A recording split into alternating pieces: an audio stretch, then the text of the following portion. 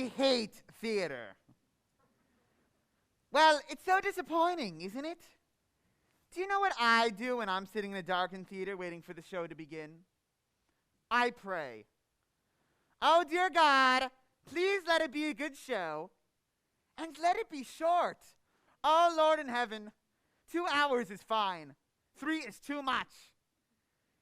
And keep the actors out of the audience. God, I didn't pay good money to have the fourth wall come crashing down around my ears. I just want a story and a good tune that'll take me away. I just want to be entertained. I mean, isn't that the point? Amen. You know, there was a time when people sat in darkened theaters waiting for the show to begin and thought to themselves, what have George and Ira Gershon got for us tonight? Or, can Cole Porter pull it off again? Can you imagine? Now it's, please, Elton John, must we continue this charade? It used to be sitting there in the dark. You knew that when the show began, you'd be taken to another world. A world full of music, color, and glamour. And thought to yourselves, my God, when are they going to bring up the lights?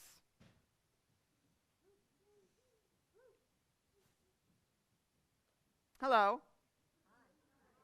How are we tonight? I'm feeling a little blue myself. You know, a little anxious for no particular reason. A little sad that I should feel anxious at this age. A little self-conscious anxiety resulting in non-specific sadness. A state that I call blue. Anyway, whenever I'm feeling this way, blue, I like to listen to my music. So, I was going through my records this morning. Yes, records. And I was about to put on one of my favorite soundtracks, Meredith Willson's The Music Man. I had a craving for a young Ronnie Howard. But then I said, no, let's have a treat. Let's disappear for a while into the decadent world of the 1920s, when the champagne flowed and the caviar chilled, and the whole world was a party. For the wealthy, at least. So, I dug about, and what did I find? But one of my favorite records, Gable and Stein's Drowsy, Chaperone. Remember? Music by Julie Gable, lyrics by Cindy Stein. It's a 2-record set remastered from the original made in 1928. Oh, it's the full show with the full cast, including Beatrice Stockwell as the chaperone. Isn't she elegant? And this is a full 15 years before she became Dame Beatrice Stockwell. Can you believe it? Let me read to you what it says on the back. On the back, it says, mix-ups, mayhem, and a gay wedding. Of course, the phrase gay wedding had a different meaning then than it does now. But back then, it just meant fun. And that's exactly what this show is. Fun! So would you indulge me? Would you let me play for you this record now? Yes. I was hoping you would say yes.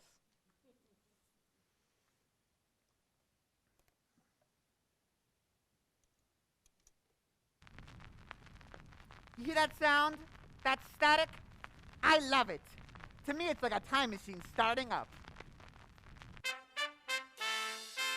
All right, now let's visualize. Imagine, if you will, it's November 1928, and you've just arrived at the doors of the Morosco Theater in New York. It's very cold. Remember when it used to be cold in November?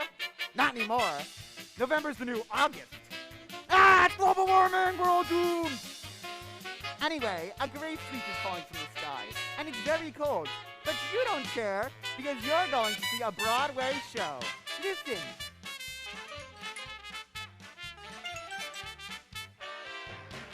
Isn't this wonderful? It helps if you close your eyes.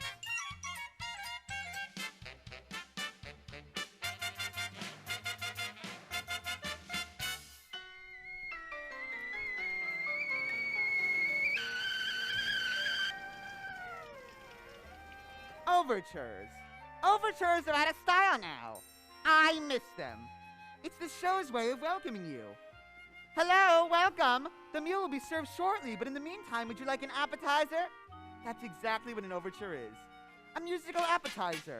A poo-poo platter of tunes, if you will.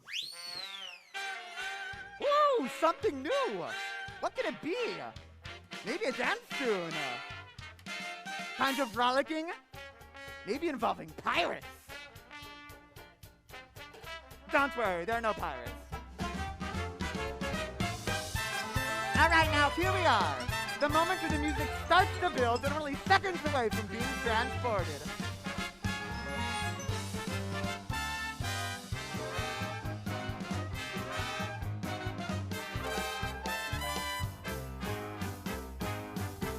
The curtain is going up. I cannot wait.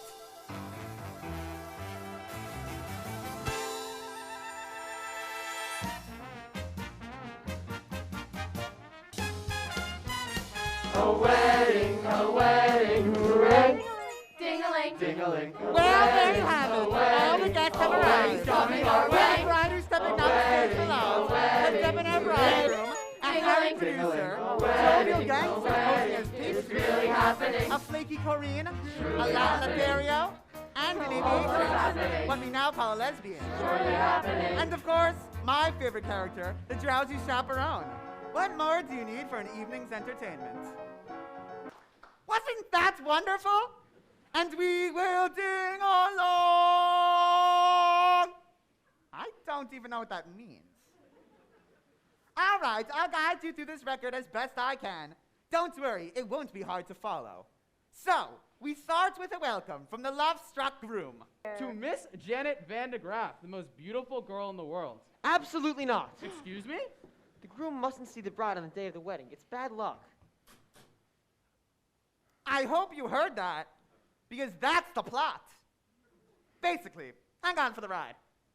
So, the bride and groom are whisked away, and we turn our attention to the B plot, which involves the producer. A little annotation. Kitty and Feltzig were a couple in real life, Jack and Sadie Adler. Now this, a familiar comic construct, a stupid woman and her long-suffering companion. Well, she appears stupid, but in the end, she does something that makes you wonder whether it was all just an act. The irony here is that Sadie actually was quite stupid. Jack had to explain all the jokes to her, apparently. But still, she had a wonderful career on the stage. At that time, theater was the only place where stupid people could earn a decent living. This was, of course, before television. The gangsters were played by interchangeable vaudeville duo the Tall brothers, John and Peter Tall. They were born Abram and Mendel Moskowitz, but were renamed at Ellis Island by a sarcastic immigration official. They were an early example of the typical Broadway gangster, full of wordplay and stylized movements. Not very intimidating. Unless you find dancers intimidating, which I do, but for reasons that would not be appropriate to this situation. I've got to stop this wedding, but how? Oh, Lord in heaven, how? Ow! I always thought that moment was a little overplayed. Well, with the story well on its way, we turn our attention to the groom's room.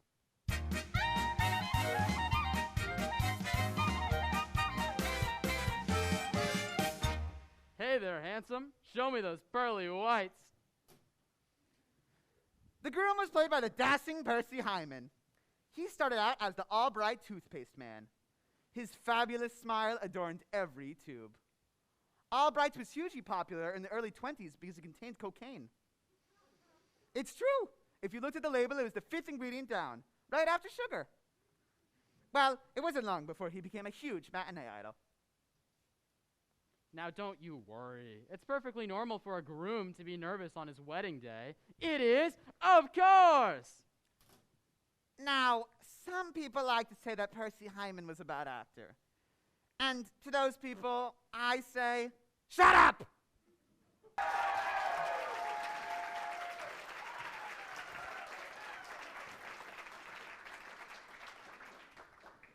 Percy Hyman was a wonderful performer.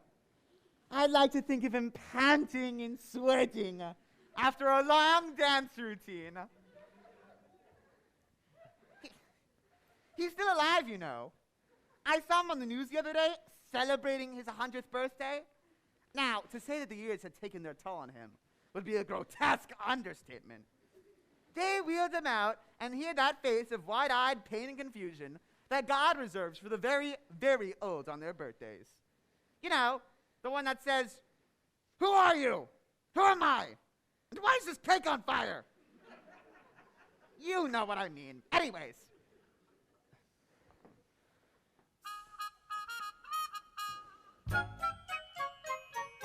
Wedding bells will ring. Wedding bells will chime. Wedding bells will celebrate. Just ignore it. It'll stop soon. It does this occasionally. What is it? What do you want? Hello, you have reached my answering machine.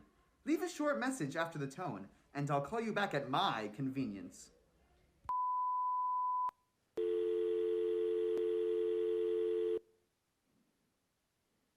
Well, there it is. The moment is broken. Thank you, life. It's like a cell phone going off in a theater. God, I hate that. Hello, what are you doing? Nothing much. I'm at the theater ruining the moment. What about you? Oh, I couldn't get out tonight, so I thought I ruined the moment by proxy. Sorry. Let's take that off. Let's go back in our minds to 1928. They didn't have cell phones in 1928. Although I'm sure they had something else for ruining the moments. Bugles or something. Happy wedding time.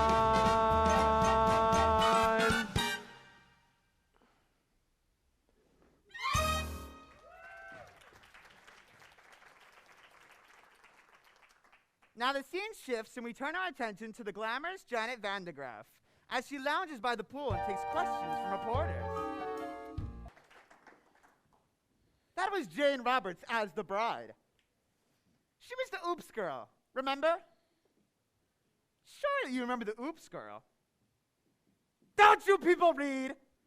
She was billed as a character whose sexual energy was so high that it caused the men around her to have accidents, spill their drinks, drive their cars into trees, and she would just go, oops. Well, I'm not really doing it justice, but people ate it up. She made a whole series of films. Oops, The Oops Girl, Oops Girl Come Home, and Oops Girl at Sea, which won an Oscar for special effects. All right. Begging and groveling didn't work.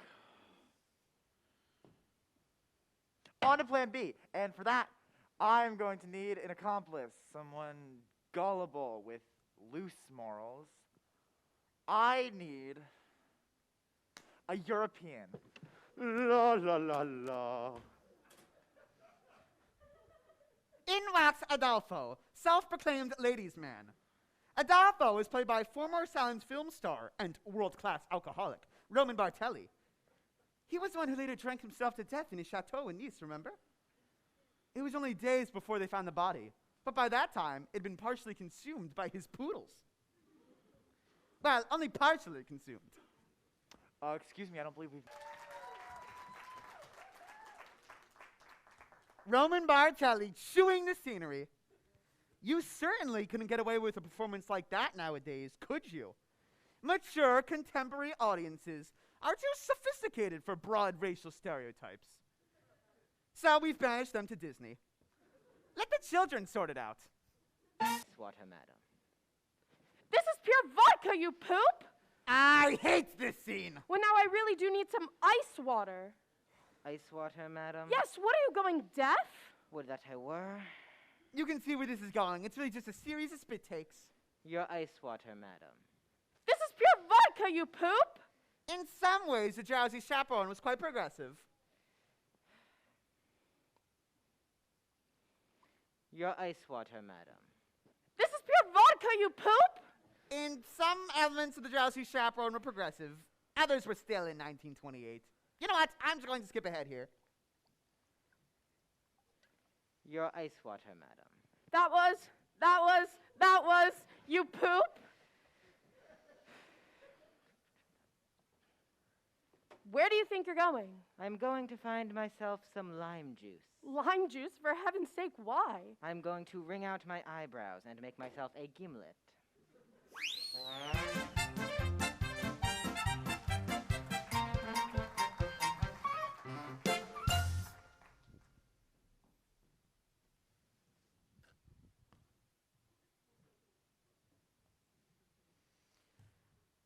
you're probably asking yourselves, what was a routine like that doing in this show? Well, it's very simple. There's a song coming up, and they needed something to allow the set to change. It's very simple. It's mechanics. It's like pornography. Let me explain to you what I meant by that. In pornography, the story is simplistic. How do I pay for this pizza? Being the classic example. My point is, as in a musical, the story exists to connect the longer, more engaging production numbers. Well, what kind of society do we live in if we can no longer compare the similarities between pornography and musical theater? Now, this is a very interesting scene. This is the first time that Beatrice Stockwell and Jane Roberts are alone together on stage. Now, Jane Roberts is an emerging star, but Beatrice Stockwell was a force to contend with. Beatrice Stockwell was famous for her rousing anthems. She performed and inspired troops in every major world conflict, up to and including the Falklands War. Now, of course, by that time, she was in her late 80s, and her anthems didn't much rouse, as did Stupefy. Still, she demanded a rousing anthem be performed at every show she did, even if it wasn't appropriate. But you just couldn't say no. Now that's star power. It can bore you till you've nothing left to give. 7 overrated wonders, 7 underwhelming seas, 6 excruciating continents. Antarctica. Oh, please. Antarctica, oh please.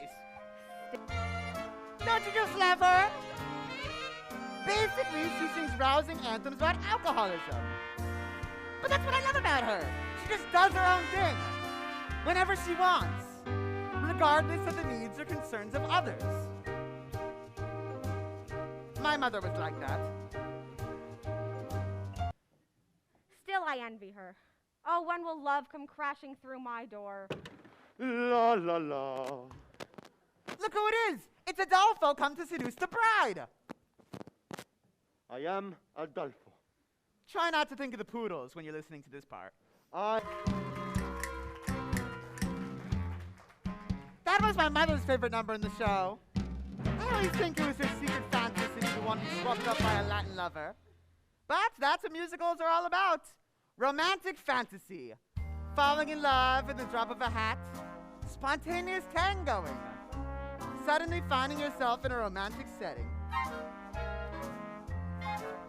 Why, it's me. I mean, Mimi. Mimi from France. This scene could not be more ridiculous. I'm an accident waiting to happen. So how be I happen to you? And then what happened? Destined to be That's me. I'm the rags in a cellar. a broken umbrella, I'm a a branch branch hanging hanging loose loose from from a a tree. tree. I could see myself jumping and clapping for a man who lives dangerously. I'm an accident. Oh no! The fake French accent and blindfold have led to a terrible misunderstanding. Will it all work out? Yes, of course it will. It's a musical. Everything always works out in musicals. In the real world, nothing ever works out. And the only people that burst into song and dance are the hopelessly deranged. Take it up, nice and slow. Then you got a Toledo, Toledo surprise. Then you got a Toledo, then you got a Toledo, then you got a Toledo, then you got a Toledo, then you got a Toledo, then you got a Toledo, then you got a Toledo, then you got a Toledo. Surprise! Well, there you have it. The curtain falls and it's the end of Act 1 and it's time for intermission. Well, it would actually be intermission if we were actually at the Morosco Theater in New York, which of course, we are not. I don't like intermissions. They ruin the magic, you know? 1 second you're in a world full of glamour, music, and romance, and then bam! Surrounded by tourists, crinkling candy wrappers and nattering about the lack of women's restrooms. It's so cruel.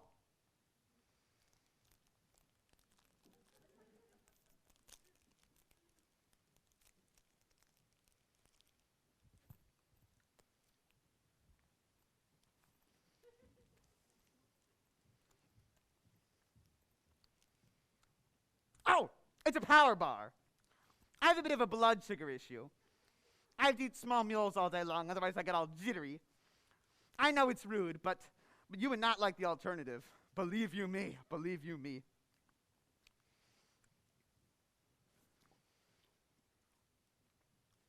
I remember my wedding day. I didn't eat breakfast, and the reception wasn't until 4 in the afternoon. Ah, I do!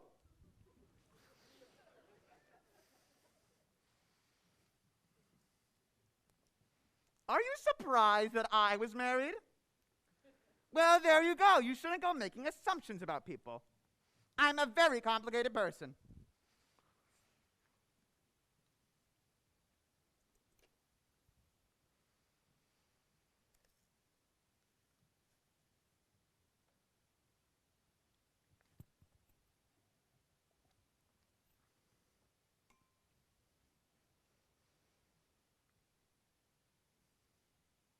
I have to pee now. Don't worry, I won't be long. And in the meantime, you can listen to Act 2 of the Drowsy Chaperone.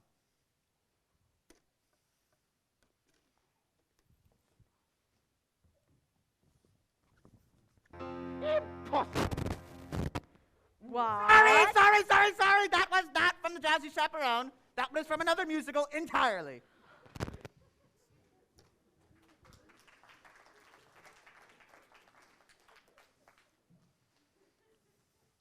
I have a woman who comes in once a month. Can you still say that? I have a woman? Well, she comes and she's wonderful, but she's a terrible old habit of putting the records away in the wrong sleeves. Even though I tell her, no touch record, Carmela. No touch record. I suppose if I spoke to her in complete sentences, maybe she'd listen. Anyway, that started Act 2 of another Gablenstein show, Enchanted Nightingale, a degrading piece of chinoiserie about an emperor who was told by his magic bird to marry his American elocutionist instead of his betrothed. And he ends up building the Great Wall of China, a slap in the face to 4,000 years of Chinese history. But still, it had some wonderful tunes. That was Beatrice Stockwell as American Lady. And did you recognize Roman Bartelli as the emperor? Yes, he was a man of 1,000 accents. All of them insulting.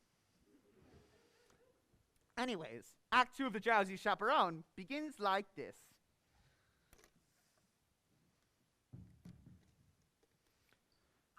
A haunting lament from a very depressed bride. She sings this standing on her balcony, bathed in the pale blue moonlight, which is ridiculous because it's the middle of the day. Anyways, when you're listening to this, just try to ignore the lyrics. They're not the best. The tune truly communicates how the bride's feelings.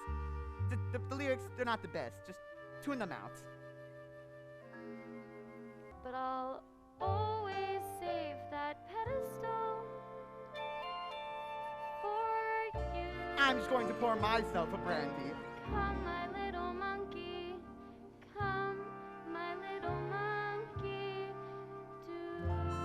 The melody is so simple. It just floats in the air. And I must confess, I always get a little bit misty when I think of the jacket on the pedestal. Its long sleeves dangling on the floor.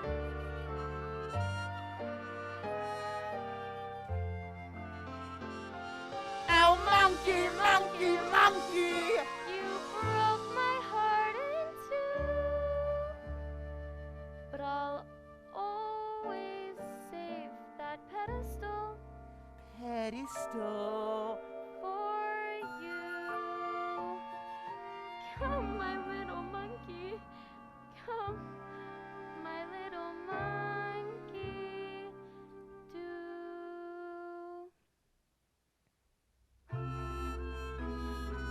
Okay, here we go. Wait, Who are you? I'm Janet Vandegraff. Do you need anyone? I don't need anyone. What about the love of one man? What do I care about the love of one man when I am adored by millions? Do I need to be so gloomy? No, no, no! I could rule the world if so I chose. Sigmund Freud sends flowers to me every show. Gertrude Stein handed me a rose. Now she really lets go. I'm Janet Vandegraff. Ain't no nail that I can't hammer. Why give up a life of glamour? Life of glamour? Life of glamour? No! Monkey, monkey, I love this part. monkey, monkey. He's having complete mental breakdown. Don't you just love that number? There's a little bit of everything. A little Busby Berkeley, a little Jane Goodall. But that's another thing I love about musicals in general. When a character is in crisis, they sing and they dance, which is so much more entertaining than the real world where they just complain about it. But hey, that's the glory of musical theater. You see, this is life. You manage to be happy for 5 seconds and something starts ringing.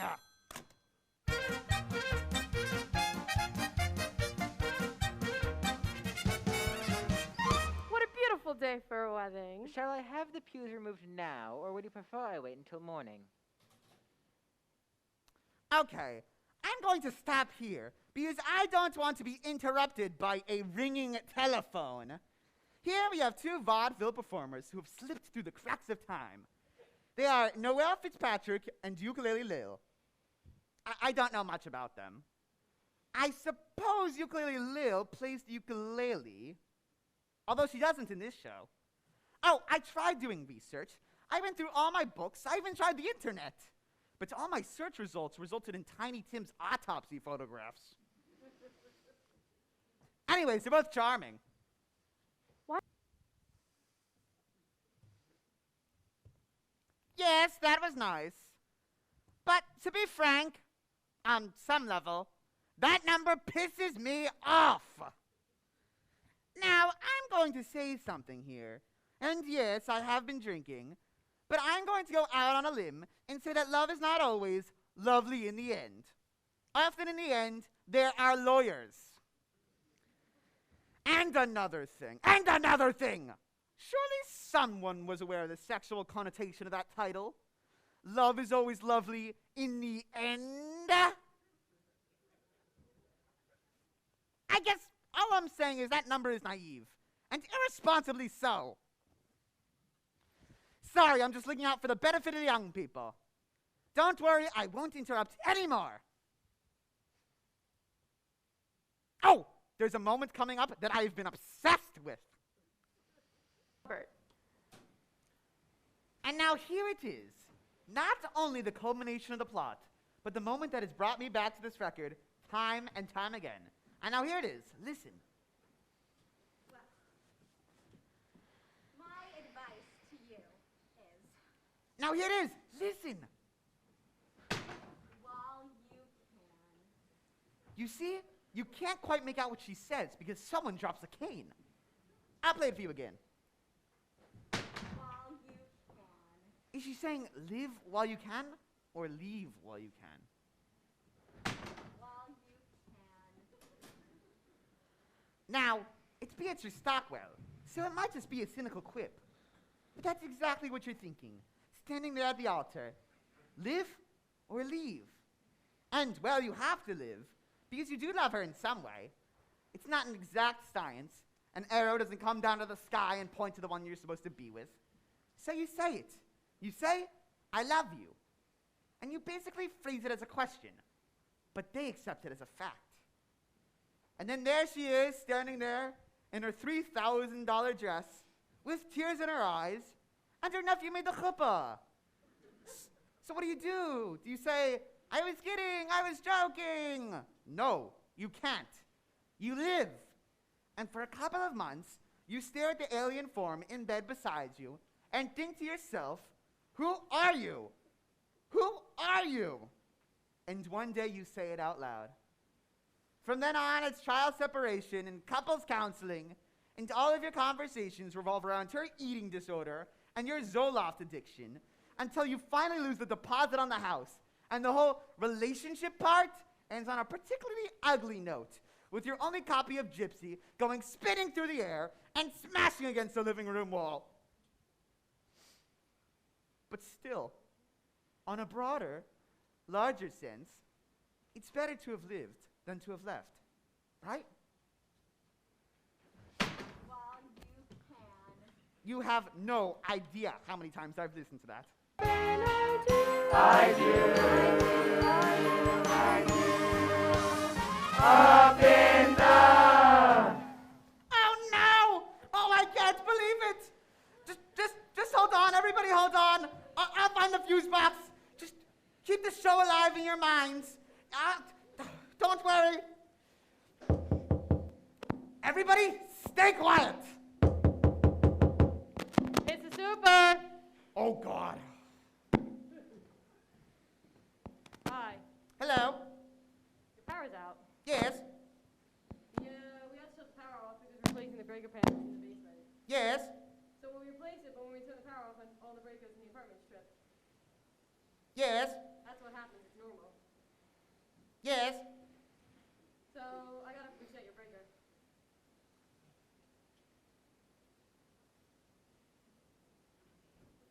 Now? It'll only take a second.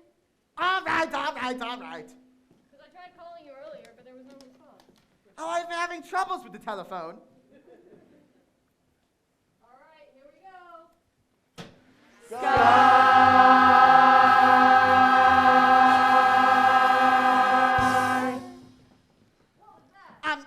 It was nothing, just a record. What kind of music was that? You know, just music. It was a musical. You like musicals? No. I love musicals. I go with wife all the time. Did you see Miss Saigon? They landed a helicopter in that one. I love Les Mis, Cats, Saturday Night Fever. Really? Well, goodbye.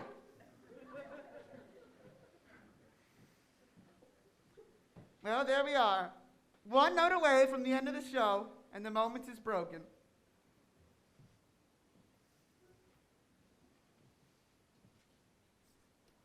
Oh, I should just start it again from the beginning. No, I can't do that. Can I? Oh, it's so frustrating. You have to understand. I love this show so much, and I've never even seen it. This was a gift given to me by my mother. This was before my father left us.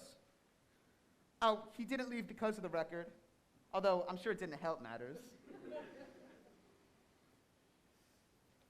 Listen, I know it's not a perfect show. The spit-take scene is lame and the monkey motif is labored.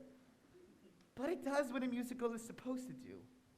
Gives you a little tune to carry with you in your head, to help take you out of the dreary horrors of the real world. You know? A little something for when you're feeling blue.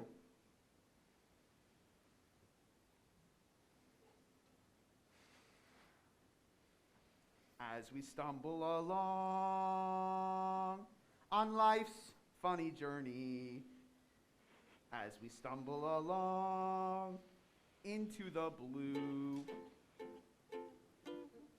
we look here and we look there, seeking answers anywhere, never sure of where to turn or what to I'm an do. accident waiting to happen. Still we bumble our way I don't wanna sing tunes through life's crazy Wedding bells will ring, wedding bells will chime. Toledo Barely surprise. know Love is always left lovely. from right. Lovely. I am Right Adolfo. from wrong. surprise.